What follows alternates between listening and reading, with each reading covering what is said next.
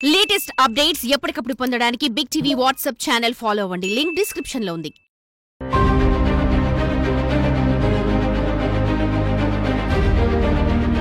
పుట్టగొడుగుల్లా పుట్టుకొస్తున్న private బ్యాంకుల కస్టమర్లను నిండా ముంచేందుకు కూడా సిద్ధమవుతున్నాయి.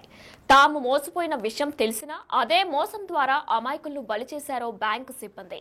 నకిలీ బంగారం తాకట్టు పెట్టి రుణం తీసుకున్న వ్యక్తిపై కేసు పెట్టిన బ్యాంకర్లు అదే బంగారాన్ని వేలంపాటలో మరో వ్యక్తికి అంటగట్టి చేతులు దులుపుకున్నారు. మోసపోయానని గ్రహించిన బాధితుడు లబోదిబోమంటూ పోలీసులకు ఆశ్రయించినా న్యాయం జరగడం లేదు. ఎవరా బాధితుడు, ఎక్కడ బ్యాంకర్ల మోసం, ఇప్పుడు చూద్దాం.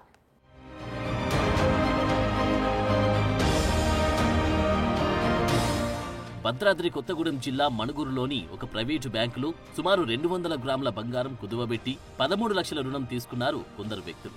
ఈ మొత్తానికి వాయిదాలు చెల్లించకపోవడంతో ఆ బ్యాంకు వేలం వేసేందుకు తేదీలు ప్రకటించింది. ఈ విషయాన్ని ఆన్లైన్లో చూసిన రాజన్న సిరిసిల్ల జిల్లా వేమ్లవాడ డివిజన్లోని ఇద్దరు నగల వ్యాపారులు వేలంలో పాల్గొనేందుకు పేర్లు నమోదు చేసుకున్నారు. నవంబర్ 26న మణుగూరు వెళ్లి బ్యాంకు వేలంలో 12.85 లక్షలకు బంగారం సొంతం చేసుకున్నారు. వేలం తర్వాత నాణ్యతను పరిశీలించుకునే అవకాశం లేకపోవడంతో ఇంటికి వచ్చాక మర్నాడు ఆ బంగారం నాణ్యతను పరిశీలించారు. వెండి కడియాలకు బంగారం పూత పూసి ఉంది. ఆభరణాలు నకిలీవని తేలడంతో కంగు తిన్నారు ఆ వ్యాపారం. దీంతో లబోదిబోమంటూ వెంటనే బ్యాంకుకు పరుగులు పెట్టారు. పోయిన మంగళవారం 26వ తారీఖు మంగళవారం రాత్రి 8:30 మా బ్యాంక్లో మావాడు బంగారం హ్యాండ్ ఓవర్ చేసుకున్నాడండి.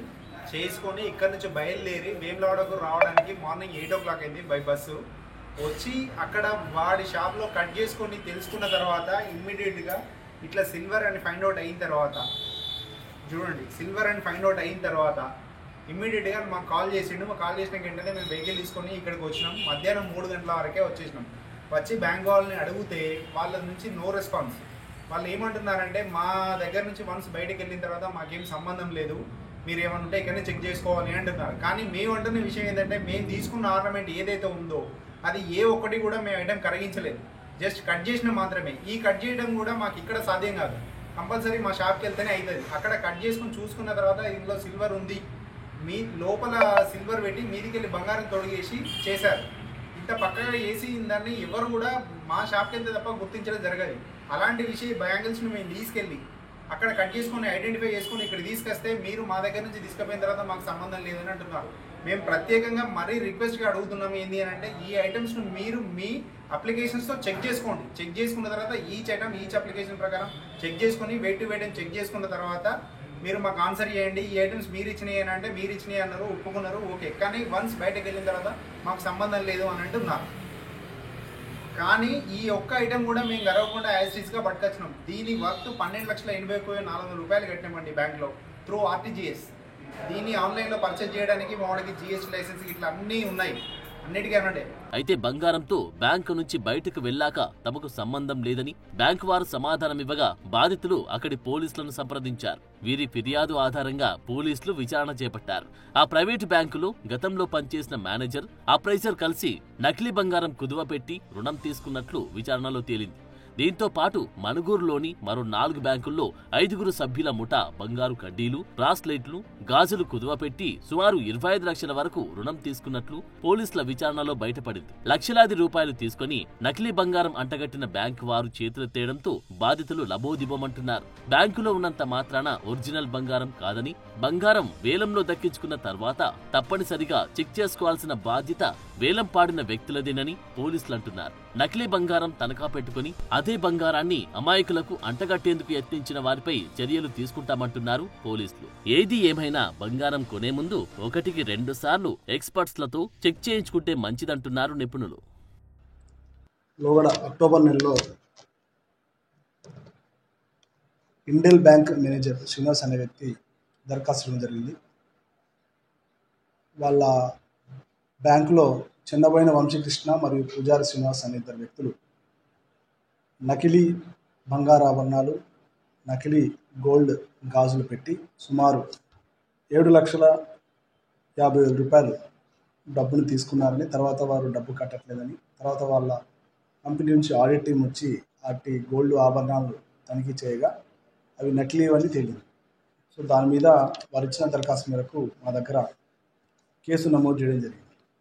దానిలో భాగంగా గత నెల మేము పరారిలో ఉన్న వంశీకృష్ణ అనే వ్యక్తిని పట్టుకొని అతను విచారించి మేము అతని వద్ద నుండి వివరాలు సేకరించి అతను ఒప్పుకున్నది ఏంటంటే అతను ఇదే బ్యాంకుతో పాటు మనుగూరులో ఉన్న కొన్ని బ్యాంకులలో పూజారి శ్రీనివాస్ ఒక టీమ్గా ఏర్పడి నకిలీ ఆభరణాలు తీసుకొచ్చి కొంతమంది అబ్రైజర్లతోటి లోకల్ నాన్ లోకల్ ఇంకా తెలియలేని మా విచారణలో కుమ్మక్కయ్యి ముందస్తుగానే ఈ యొక్క అతని పేరు మీద పెట్టకుండా అతనికి ఉన్న ఫ్రెండ్స్ ద్వారా ఇక్కడ లోకల్లో తెలిసిన వాళ్ళ ద్వారా కొన్ని అకౌంట్లలో పెట్టి సుమారు 12 లక్షలు 13 లక్షల రూపాయలు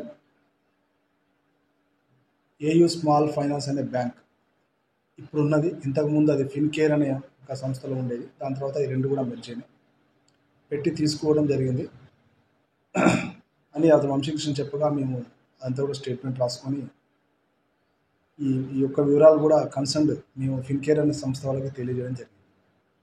అయితే ఈ మధ్యలో ఏయూ స్మాల్ ఫైనాన్స్ అనే బ్యాంక్ వారు మరి సమాచారం మనకి తెలుసా తెలియదా మాకు తెలియదు. అది వారు అట్టి బంగారు ఆభరణాలని వెంటనే గోల్డ్ ఆన్లైన్లో పెట్టి వారు వేములవాడ ప్రాంతానికి చెందిన కొంతమంది వ్యక్తులకు ఆన్లైన్లో అమ్మారు.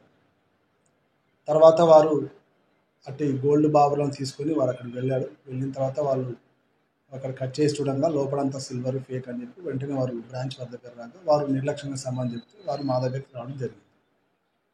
అదే కేసులో ఉన్న ఆభరణాలు మేము ఆల్రెడీ వంశీకృష్ణ ఆ ఆభరణాలనే మేము బ్యాంకులో పెట్టారని చెప్పి మాకు చెప్పారు. దాని మీద మేము నోటీస్ కూడా వాళ్ళని వివరణ ఇవ్వమని చెప్పి వాళ్ళకి మేము సంబంధిత బ్యాంక్ వారికి నోటీసులు జారీ చేయడం జరిగింది. For more videos like this, subscribe Big TV channel.